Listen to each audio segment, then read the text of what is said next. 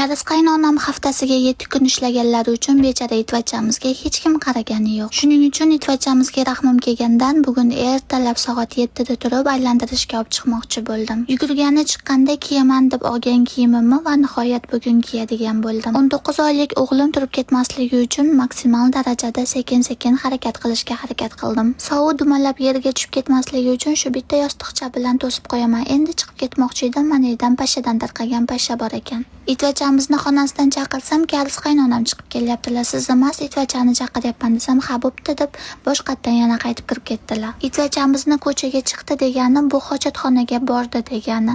Unisini ham qiladi, bunisini ham. Xullas ko'chadagi kiyiklarni ham ko'rdik, tiryalang'och erkaklarni ham ko'rdik. Bu ayol Bruce Lee'ning onasi bo'lsa kerak. Bu esa Bruce Lee'ning buvisi.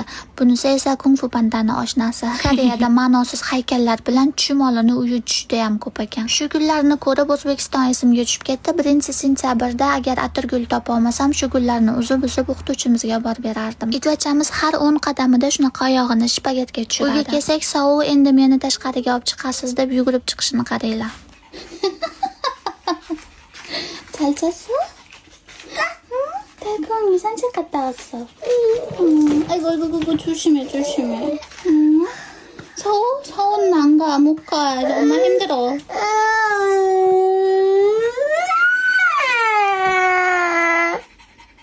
Uyga kelsak, Karis qaynonam itvachani salfetkada oyog'ini artib qo'ya qol, keyinroq o'zim turib cho'miltirib qo'yaman degandilar. Ha bo'pti deb o'zim bilib cho'miltirib qo'ya qoldim. Itvachamiz ovqatiga sabzavot to'g'rab bermasak ovqatini yemaydi. Shuning uchun bu safar karam to'g'rab berdim. Ba'zida itvachamiz itvachami yoki molvachami tushunmay qolaman.